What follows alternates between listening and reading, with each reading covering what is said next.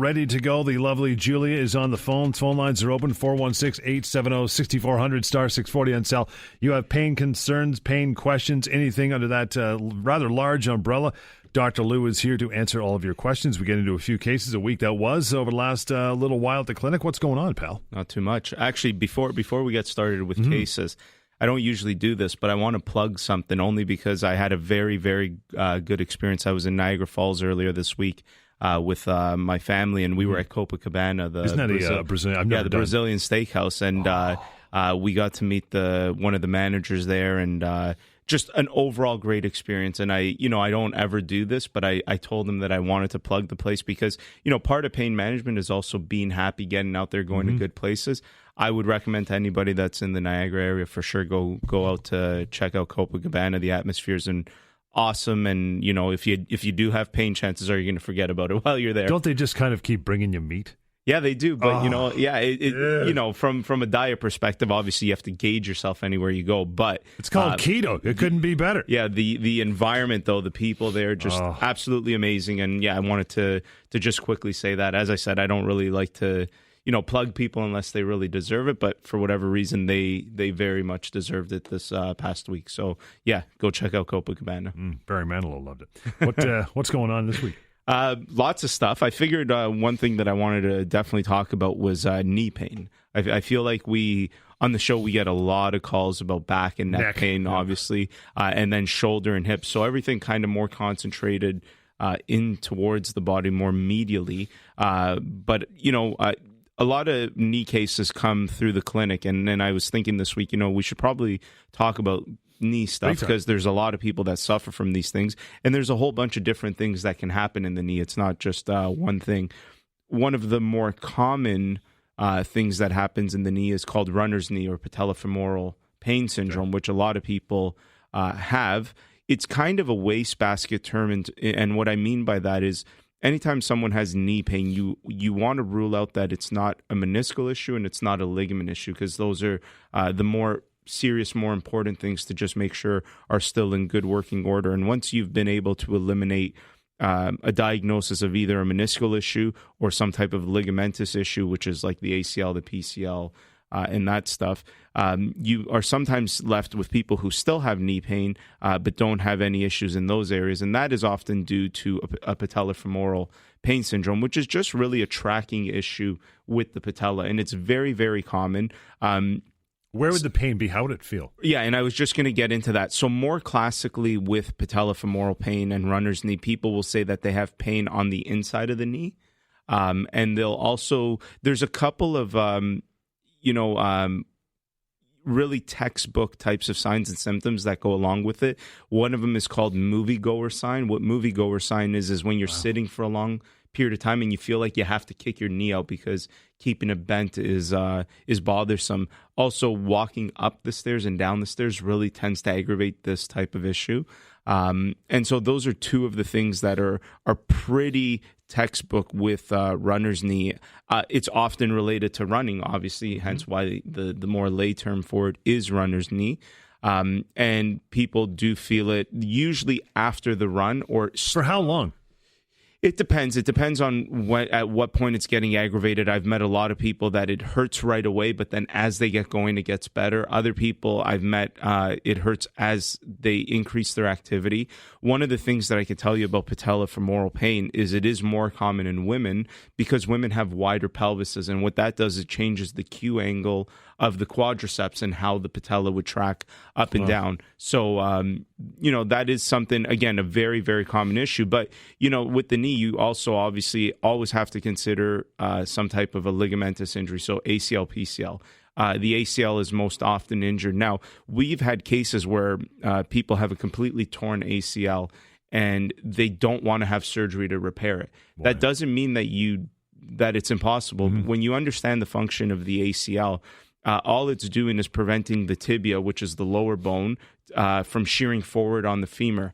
There's another structure that prevents that same thing, and it's called the hamstrings, where they attach. So one of the things with people who want to opt out of surgery, or even people who do surgery and then the rehab for ACL stuff, is getting a good, strong hamstring, because it also prevents that anterior shear of the tibia. So we've had a few patients who have opted out of surgery and just focused on very good rehabilitation. And you know what? They're back to their sport. They're back to doing the things that they do. They'll often wear a brace just for a little more security during those events. But some people, again, just are not, wanting to go for surgery. Having said that, if you do have a completely torn ACL, I think surgery is definitely an option to consider. Then as you get into the older population, the thing that's more common is that the knee wears down, obviously. There's a lot of degeneration that can happen. And when it becomes pretty significant, it can start affecting the meniscus. And these are the cases when it's bone on bone, where knee replacement is very, very good for eliminating that type of pain. Now, again, you don't need to necessarily jump to that, and it does need to be a case-by-case basis. So you have to determine how severe the degeneration is and how much that degeneration is contributing to your pain levels. But definitely wear and tear in the knee does tend to contribute to pain levels. And, we've talked a lot about does degeneration equal pain? And especially in the spine, we've kind of said, well, it depends.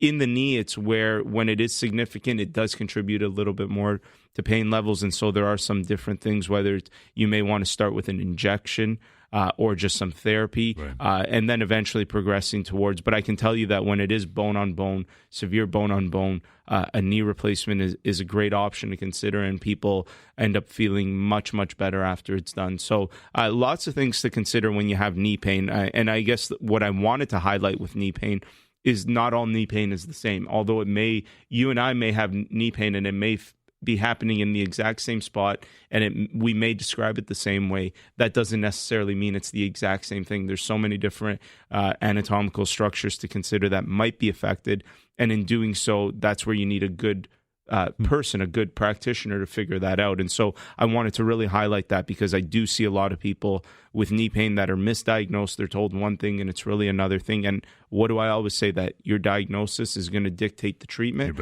And if you're wrong on the diagnosis, likely you're going to be wrong on the treatment. Take a short break. You have questions in that regard or anything else, any other maladies or concerns you want to talk about, bring them on. We're here till 1 o'clock, 416-870-6400, star 640 on cell. It is 1-855-55 Lou, DRLOU. Book that free consultation now after the show. Get it done. More of the Dr. Payne Show coming right up. Talk Radio, AM 640. Stevie in Etobicoke. Good morning or good afternoon. How are you? Morning, gentlemen. How you doing there? Good. What's happening with you? Well, hey, I've been diagnosed with a tear in my meniscus, a partial tear in my back of my right knee. I think the term is posterior horn. Does that make sense? Yep, that makes sense. Yep. Yeah, I'm a fellow in my early 50s, and I like to keep physically active, and I'm just wondering what the best treatment is to pursue. I've heard about this. I believe I might be saying this wrong, PRP, plasma. Yep. The injections, yeah, for sure. Yeah, and then I've heard about, forgive me again, is it Synvisc or something? It's an injection for the knee. Yep. I just want to know what your thoughts are. It's wear and tear, I guess, over time. It's not an acute injury, and any insights would be appreciated. Sure. What have you tried so far? You know what? The only thing I've done is I've stopped running a couple of years ago, and I just do low impact aerobic activity like rollerblading. And, okay. And no therapy, nothing like that? No. Okay. I mean, I tried physiotherapy, but it didn't seem to be helpful. Okay, so then, yeah, usually, I mean, as a general rule, again, everything has to be case by case, and I obviously have not assessed you, but as a general rule, what I would say is when you're looking at something like the knee and a tear in the posterior horn, you'd want to try from most conservative to most invasive in terms of treatment options. Most conservative being therapy, right? Mm-hmm. Whether it's modality-based work like a TENS machine or laser, ultrasound, depending on, what other structures are affected. If that's not working, that's where, maybe an injection is an option. And then if the injections don't work, that's when maybe surgery is the option. So usually that would be the way, as a general rule, I would tell people to approach knee pain and specifically a tear of the meniscus. If you haven't tried much good therapy, I would say that's probably your best place to start because you can include a good rehab program in that that could significantly help. Because the other thing that, when there's a lot of wear and tear and when you're dealing with someone in their 50s, such as yourself, and you're looking at a tear, a tear in the meniscus at that age is almost like gray hair of the skeleton, and I use that example a lot for the low back. You have to be able to determine that tear is the cause of the pain. You may have pain just because of other structures going on, and so that's where therapy may be a little more beneficial, and that's actually where prior to surgery where injections tend to help, because a surgeon or someone can go in and be very specific with an injection, and if it works, then you've isolated what the structure is. If it doesn't work, well, then the pain level might be due to something else. So does that kind of make sense? That kind of spectrum of intervention should go from most conservative to most invasive. Sure, it makes very good sense. Yeah, give me a call if you're looking for, I actually work very closely with a couple of surgeons and knee specialists. So give me a call and we can help push you in the right direction and get someone to see you. Can we get your number, doctor? Or? Sure. Yeah, you got it. Steve will give it to you right now. 1-855-55-Dr. Lou, DRLOU. 1-855-55-Dr. Lou, or info@paincarecanada.com. That is to slide him an email. Anytime. Ali, how are you? Good, thanks. How are you? Good. What's going on with you today? Okay, so I'm about 48, and I play a lot of ball hockey, or used to play a lot of ball hockey. And I had my right knee rebuilt. The ACL was torn. My left knee, every time I run now, I can feel pain in it. Okay. The question was, I got a tournament coming up next weekend. I haven't played for about 6 months now, but I got a tournament coming up next weekend. Is there some sort of shot I could take, something like that I could take that would, alleviate the pain and allow me to play a little bit more, pain-free? Well, I mean, yeah, I guess theoretically you could go get some type of an injection that blocks your pain levels. I don't know how smart and prudent that is, because all you're doing is when you're blocking, pain is, we talk about pain on the show obviously a lot, it being the Dr. Pain Show, but pain serves a very important function in our lives. It lets us know that something is wrong. So to have a preemptive shot to prevent something, all that may do is block your levels when something might be, usually people can stop doing something before it gets very bad because you start to feel pain. And that's what pain is really designed for. So, I mean, could you get a cortisone injection? I don't know who would actually give you one as a preemptive stopping. I guess theoretically you could. But I would say that if this is an ongoing issue, number one, getting it checked out. The other thing that I would say is, sometimes when you have things like that going on and you haven't done an activity for a very long time, and then all of a sudden you're going to go back into it, like in a tournament such as you're doing, that could potentially be a recipe for disaster, because you go from not doing anything to doing a lot. And if you haven't necessarily worked into that or warmed up into those things, that's when things can go pretty wrong with the, the musculoskeletal system. So could he wrap it maybe, or put some sort of brace on it to... Yeah, I mean, again, it depends what the injury is due to. So so let's say there is, laxity in the ACL. Well, there are braces that, prevent shearing of the tibias that act like the ACL.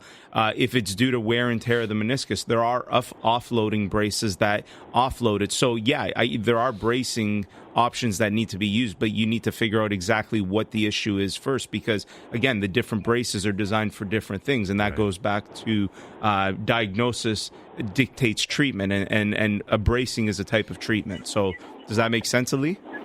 Yeah, it makes sense. I'm just trying to figure out what to do in the next week. Yeah, so I mean, give us a call. We can take a look at it, figure it out, and then make some recommendations so that you can, enjoy your tournament and at least do some stuff that keeps you safe. But getting it checked out, I think, is the smartest thing at this point. Ali, again, 1-855-55-Dr. Lou, DRLOU. Marilyn, good afternoon. How are you? Not bad. How are you? Okay, what's going on with you today? I have inflammatory rheumatoid arthritis. Okay. On my right knee, if you put your hand on the right knee and you go to the left, it's all pain down in there. Now they say I have a narrowing of the knee. I'm supposed to go for an MRI. I had the knee operated on over 30 years ago. I was cut from the top to the bottom, and they just took fluid off the knee. Now, I don't know what this is.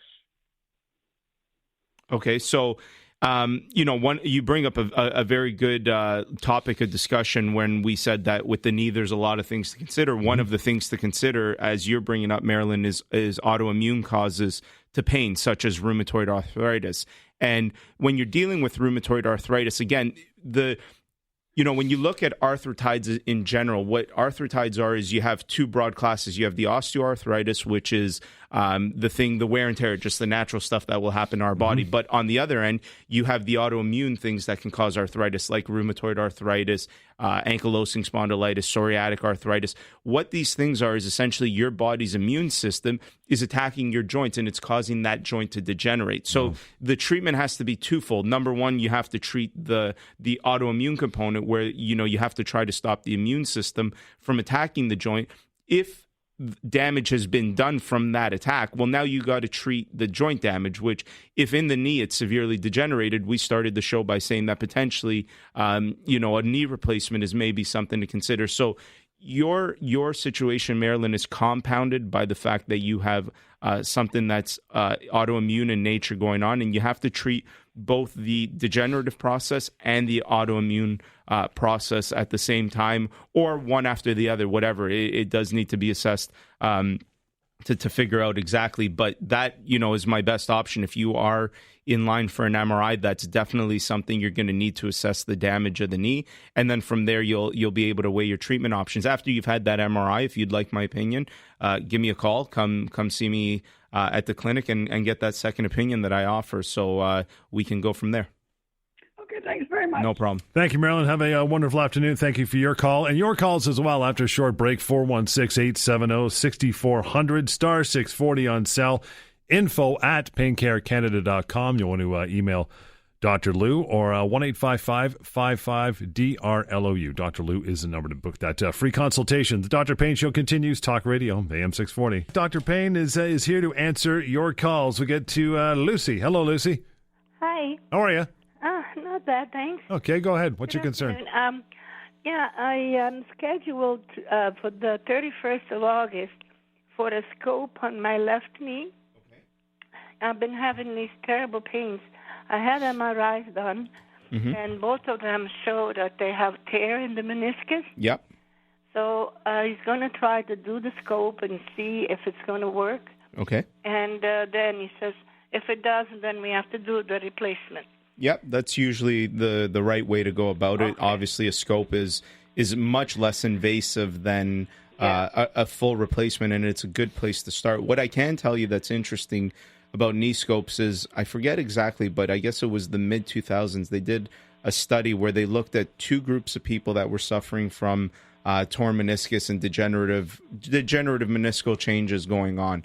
And these two groups of people were told that they were going to have scope surgery. Okay. These two people were divided, or not two people, two groups of people were divided. One group actually had the scope surgery. The other group just simply had the slits put in and never had the scope. What they found was that the outcome 6, 12, and 18 months later was the exact same in terms of how people improved. What it did show was that the belief in the surgery was just as important as the surgery itself. So that's something that I always talk to people about, even when they are going for surgery. You can never, ever, ever discount how important the placebo effect is, and how important believing that whatever intervention you're going to do is going to help you, because that's how strong the placebo effect is. So I think what you're doing, Lucy, is a good idea. You start with the scope, be very positive about it. They've probably recommended some physio for you as well. I would do those things as well, and hopefully after the scope you feel better and you don't have to go towards the replacement. But if you do, then those are options to consider for sure. Oh, okay. Yeah, I did have physiotherapy 4 times a week. Okay. And nothing helped, and if anything made it worse. What were they doing? Oh, they were doing just the ice and the heat. And yeah. So one of the things that's, and it's unfortunate because the average person, it's not their responsibility to know what the right therapy is for their issue. Right. But, I meet a lot of people who I say, okay, do some type of therapy. And they'll say exactly what you said. Oh, I've done therapy. I've done 4 times a week for 3 months and I'm worse. And then I say, well, what did you do? And that becomes more important. One of the things that's very, very important in knee therapy that's often missed is rehabilitation of the vastus medialis, which is one of the quadricep muscles. It's the one that's on the inside, the most medial. It's the primary stabilizer of the knee. It becomes very, very important because as the primary stabilizer in the event of any type of injury, like a torn meniscus, the stabilizing muscles are neurologically the first muscles that deactivate and don't work properly. You have to get those working properly again to really stabilize the knee and feel better. So, it's a little bit hard to talk about on the radio. It'd be much easier to demonstrate. But there are good different therapies, physical therapies that can be done to help rehab that vastus medialis, and the outcomes are very, very good. So I would say, give me a call, Lucy, come see me. We can give you those exercises along with doing the scope, and then hopefully that'll help the outcomes and you won't have to move towards a knee replacement. That number, Lucy, 1-855-55 Dr. Lou, DRLOU, free consultation. Give him a call or email, info@paincarecanada.com. How many knee cases do you see in an average week? Well, I told you, based on these phone calls. I told you knees were a hot topic. Yeah. We just brought it up, and everybody that's called. Knee complaints are very, very common for sure. What are the most common musculoskeletal things that I see?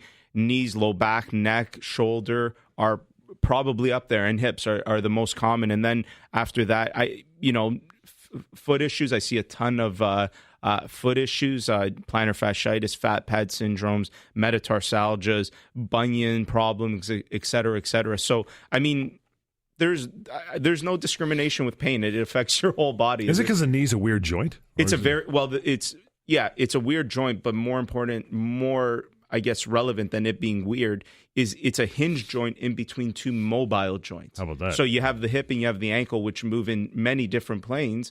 But in between those, you have a hinge joint, which can only move one way. Right. So it takes a lot of strain because of that mechanical perspective. So from an engineering perspective, and engineers would understand this, that when you have two very mobile segments and a hinge segment in between, that hinge segment is going to take a lot of abuse. And not necessarily because of that actual segment, but because of the more mobile segment. So that's the reason why those issues are more common. And when you look at the upper extremity, the shoulder and the elbow are the same thing. They're very, very mobile. And the shoulder and the wrist are very, very mobile. And then the elbow is just a hinge joint. However, we don't have the same amount of pain in that area because we're not on all fours, right? So there's no pressure put down on that. So, and that's why when you start playing racket sports like golf and tennis, why those injuries become so common. It's because the same thing. You're now using that mobile segment at the end at the wrist, along with the mobile segment at the shoulder, and what takes the abuse, the hinge joint in between. So yeah, very, very common issues with knee problem is looking, and that's one of the things when people come in. I always look at what their ankles and their hip are like. And that's something that people are like, why are you looking there? No one else has ever looked there. And it's like, well, that's likely where your problem's originating from. You may feel the pain in your knee, but you probably have a problem somewhere else that's leading to this issue in your knee. Knees, pains of all types, bring it on. We'll take your calls for the next half hour right here in the Dr. Payne Show. Talk Radio, AM 640. Issues, be it knees or anything else, been a hot topic today. Everyone talking about knees and knee injuries. Necks are another big one. You're kind of... They can call for anything they need, any health concerns. Yeah, I've got some neck pain today. I likely think it's probably the start of a mild disc herniation going on. Yeah, good times. Where at the gym that I work out at, where I'm running, the TV is right above, and so my head's an extension when I'm running, and I should know better, but I guess everybody makes mistakes, and I think that's led to some issues, which, that's an important point to highlight, is that people often try to get active, and in getting active, they sustain injuries, and then those injuries prevent them from being active further. Right. So, when you are feeling those low-level aches and pains from the activities that you're doing, someone who's knowledgeable can help you figure out exactly what you may be doing that's aggravating. And at least if you can remove that aggravating factor, well, then you can keep going on with your exercise regimen or activity, whatever it is that you're doing. But I know that that's one of the biggest things. There's actually been research done that looks at, after January 1st, the floodgates at gyms open up, and then what ends up stopping people from continuing to go is that, they go from being very, very unhealthy or very, very inactive to now being inactive, and they sustain injuries. Yeah. And in sustaining those injuries, then that stops them from being active. And that was similar to that caller that we had that was saying they hadn't played ball hockey in 6 months, and now next week they're going to go and they're going to go play in a tournament. That type of difference in activity level, you need to gauge your way back into an activity. You may have a person who used to run 5 kilometers every day, and then they, for whatever reason, stop for 10 years. They stop. Well, even if you stop, to build strength and build endurance takes much longer than it takes to lose it. Right. So, you can have someone who's incredibly fit, and even after a few months, they can lose so much of the endurance, the strength that they've built.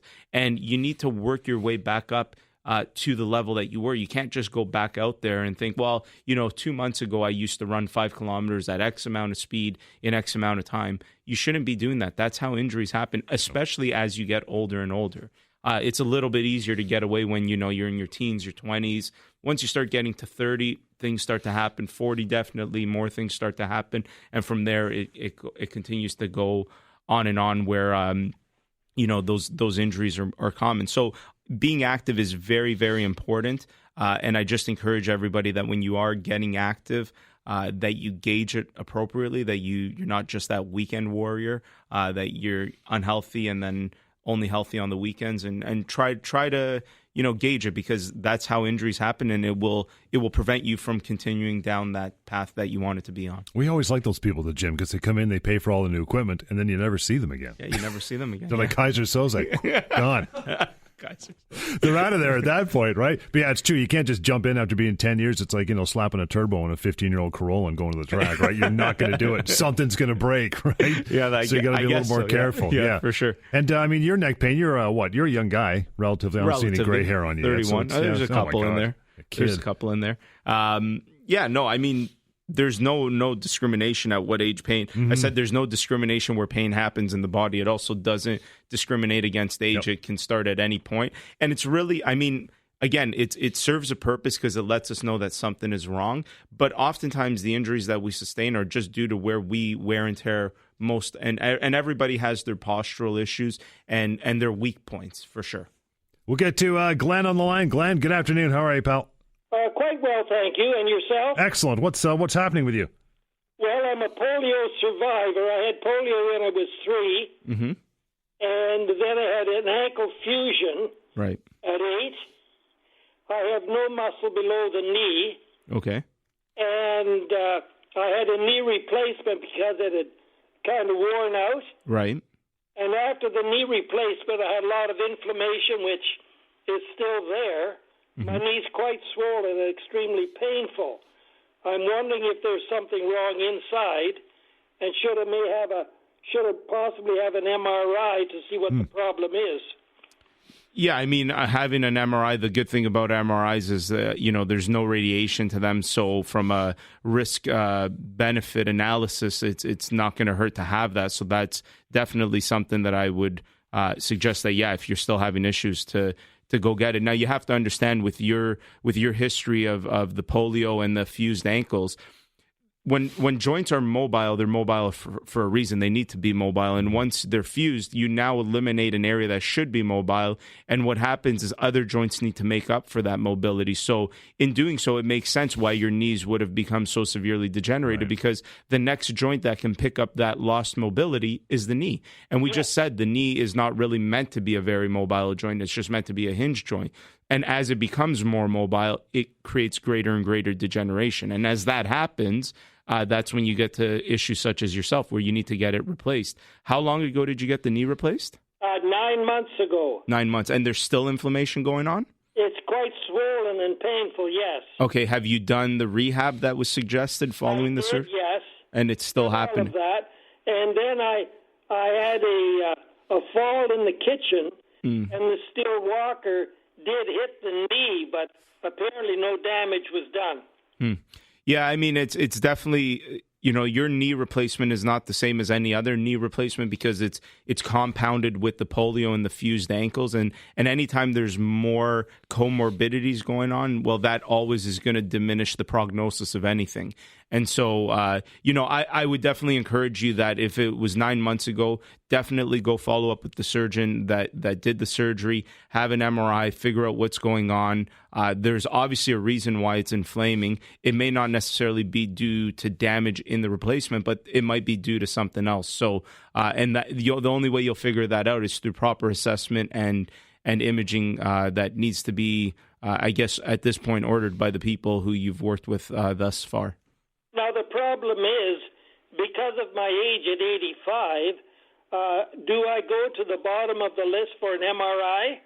Not necessarily. Have they made the referral for the MRI yet? They have, yes. Yeah. So how and when is it scheduled for?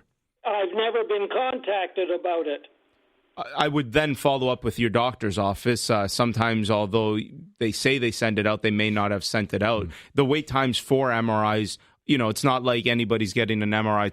If you get it ordered today, it's not happening tomorrow. But definitely, if it was ordered, you should have probably been called a few weeks after with, at the very least, an appointment date. That appointment date may be, in a few months, but at the very least, the appointment should be made. So I would definitely follow up with your doctor's office. Welcome to Canada.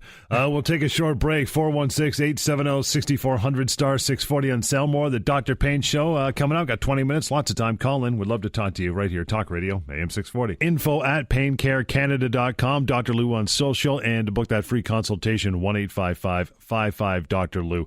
Been talking a lot about the knee joint and joints in general today. Yeah, it's amazing because you think the knee's probably a fine joint 300,000 years ago where all we did was walk and run. We didn't go side to side playing tennis and hockey and rollerblading. It ain't made for that, right?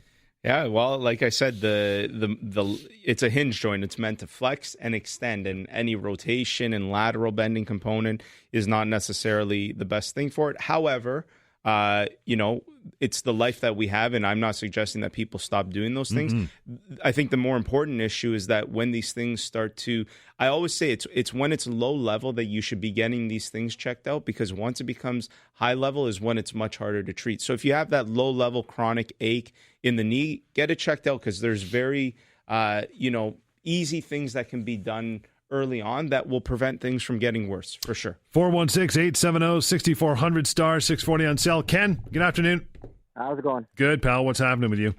Not much. 6 years ago, I sustained an injury on my top of my thumb, where I split my thumb open and it cut the tendon. And I went to the hospital, and they reattached the tendon and put me in a cast, something like that. But when I was in the cast, it pulled the bones too close together. Mm-hmm. So now my thumb won't bend. Okay. And it's like I said, it's been 6 years, and I was just wondering if there's a surgery I could get to make my thumb bend again and make those bones come apart so I could bend. It's just the tip of my thumb. Well, you'd have to look at it. The other thing, it's not just a consideration of the bone being too close at this point. Once you have something for as long as you've had, your muscles get used to working a certain way. So even if there is a way to create the space in the bone right now, what happens with the tendon and the muscles? Can they function the same as they once used to? It's a very difficult, I guess, question for me to answer over the phone. I would definitely have to look at, assess the hand and also look at some imaging of it. And then I think it would probably be a surgeon's opinion. What I'm trying to say is you might find a surgeon that says yes, and you might find a lot that say no. So that's something that would have to be assessed, and the individual case needs to be strongly considered. So, the one thing that I can tell you is that the body, after a long period of time, finds homeostasis in anything. And homeostasis, once you've not moved the thumb for 6 years, it probably wants to stay that way regardless of what you do. So I don't know how successful it could be or would be. You'd have to be willing to take the risk yourself, because it may create other issues. So definitely something that we can look at. There's again a couple of hand surgeons that I work with that I could potentially refer you to at the very least have a consultation. So give us a call. Yeah, and I was just also wondering too, am I gonna have really bad pain and arthritis in my thumb because it's not moving for so long? Well, potentially, yes. I mean, anytime you sustain an injury somewhere, that area does tend to degenerate faster than other areas which have not sustained injuries. And degeneration at a certain point, once it becomes more severe, does lead to pain levels. It depends. Over the last 6 years, has it gotten worse in terms of pain levels? No, it doesn't hurt at all. Yeah, so then it may never hurt at all, because again, you're not doing anything with it. So if you're not doing anything with it, maybe it's not going to hurt. But again, there would be no way for anybody to say absolutely whether it will or will not. It's going to essentially be, you're going to have to see is the best answer I can give you. Ken, just to have the number 1-855-55 Dr. Lou, DRLOU. And Robert, good afternoon. You got some ankle issues. What's going on? Yes, good afternoon. Great show, guys, by the way. Thank you. Thanks, man. Listen, I had reconstructive surgery on my left ankle. They reattached my talofibular ligament. They also took away some bone chips that I had in my ankle. Okay. June 27th was a year since I've had surgery. Okay. Physiotherapy helps quite a bit. It loosens up my ankle, but I'm still experiencing pain on the top part of my ankle when I pull my foot up towards me. And it's still very stiff. Is there anything that I can do to alleviate that for not going on painkillers? Yeah, and I think even going on painkillers is likely probably not going to be the best. I mean, anytime you have a complete reconstructive surgery, the one thing I guess that you may need to come to terms with is it may never be the exact same as it was before, because I mean, we're pretty good at doing reconstructive surgeries, but we're at the end of the day, we're not creators and we can't make things like brand new. So I think anytime something like that is done, there's probably going to be a certain amount of pain that has to be accepted. Having said that, I would also need to kind of see it and assess it to see where the lack of mobility is happening. So what you're saying is bringing your toes up towards the air is what really bugs you? Yes, bringing the foot upwards. I feel it right in the joint between where my ankle is. Right. My surgery has gone great. I'm walking. I'm doing everything that I used to do. It's just that little pain that I'm dealing with. Yeah. So one of the things when you look at that action of bringing the toe upwards is called dorsiflexion. The muscles at the front of the leg, like the tibialis anterior, and those muscles are the muscles that cause that. But anytime you look at a part of the body, and let me just talk a little bit about the upper extremity because it'll be easier for people to understand. In order for me to flex my arm, I need to activate my bicep, but at the same time, neurologically, my tricep has to be deactivated in order to get there. Because if my tricep was firing, I'd be in a tug of war.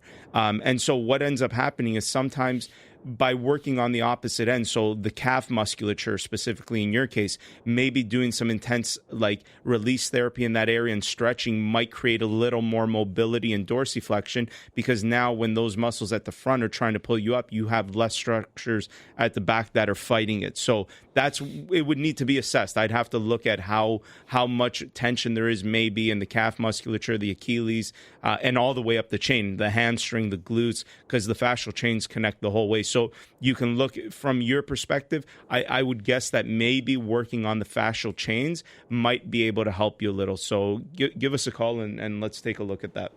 Okay. Can I ask you one more thing? Yep, of course, yeah. Do you think that maybe scar tissue might be a factor in that kind of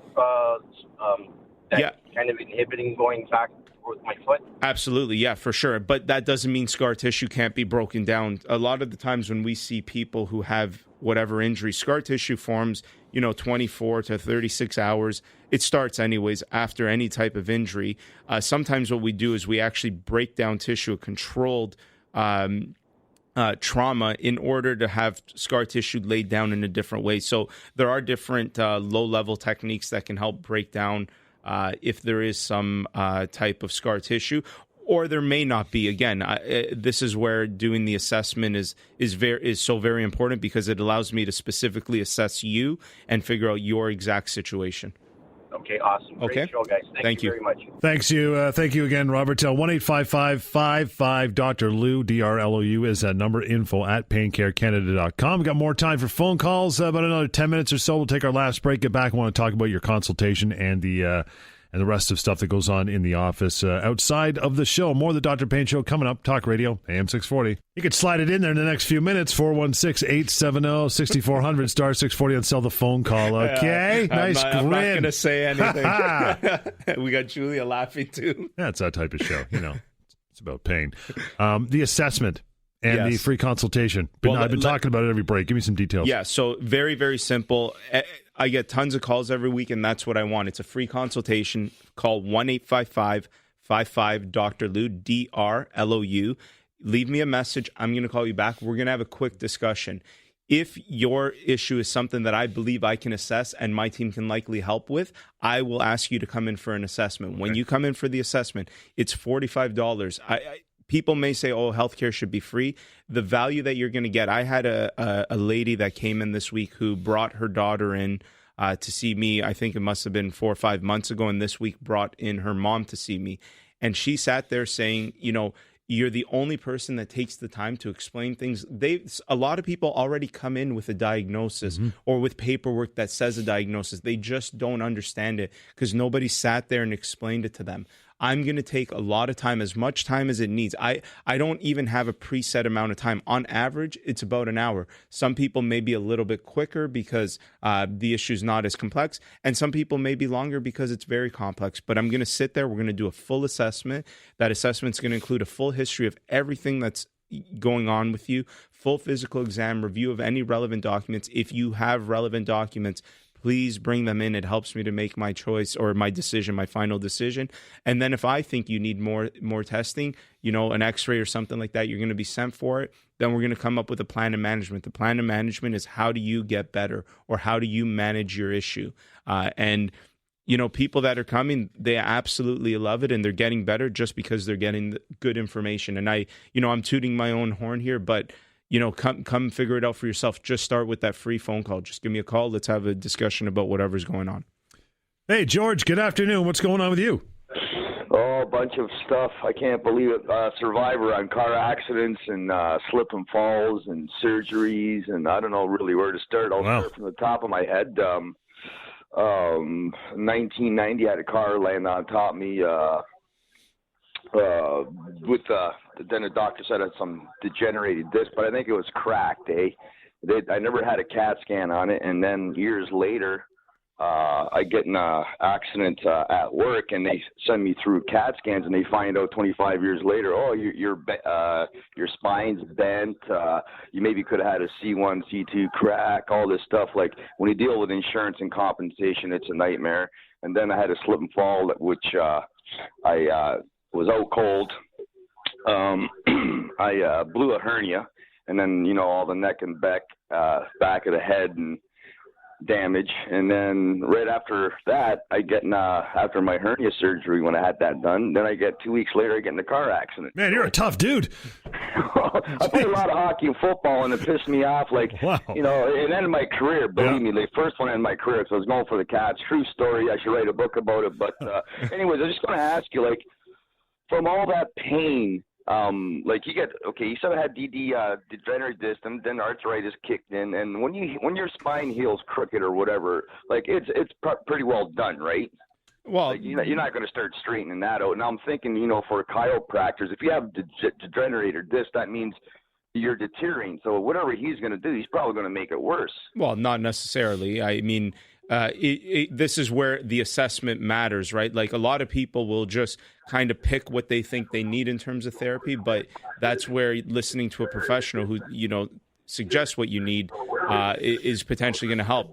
Chiropractic manipulation is very good when there's facet joint irritations going on. If that's your issue, then that's going to help tremendously. If the issue is due to something different, then other interventions are going to help. So I don't think that anything specifically will make it better or worse. It's something that needs to be assessed. What I can also tell you from a chronic pain perspective with what's going on with you because of the amount of injuries that you've had, there's going to be very, very little that we have disposable from a physical perspective to make tremendous difference. In patients such as yourself, what becomes so very important is the psychological treatment, changing the thought patterns and the cognitive behavior therapy, which actually has a much greater impact on pain levels. So that may be something for you to consider as well, is trying to treat your pain from a psychological level because of how severe your injuries were from the physical perspective and how long they've been with your body. It will be very hard to change the physical things going on.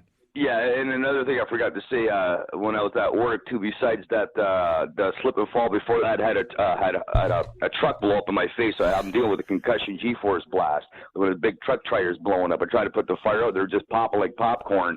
So I'm also dealing with that. So I think it's just everything combined. Like the doctors can only do so much, like exactly what you said. So I just got to moderate, and Well, I'm lucky. I look at this. I'm lucky to be alive. I shouldn't whine, but I look at people that are in paraplegic states and wheelchairs. So my pain when I look at those people kind of goes away. But once I go away from them, then it all comes back. But when I see that guy that can't move, I'm thinking I'm a lucky guy with all those injuries I have. So I don't know. George, you remind me of Super Dave Osborne back in the 80s. Remember that? Oh, All right. That's awesome. Hey, Dr. Lou, it's been it's been a pleasure. You guys got a great show, like the other caller said. Great show. 640 is awesome. Same with you got George Norrie and the boys. I'm hooked on you guys, man. Thanks, man. I appreciate that. In closing, the number is 1-855-55-Dr. Someone Lou. needs to plug me on Coast to Coast now. Yeah. Come on, Norrie, step up. 1-855-55-Dr. Lou, DRLOU. Get that consultation, get that assessment. Info at paincarecanada.com. Till next weekend, the Dr. Payne Show, Talk Radio, AM 640.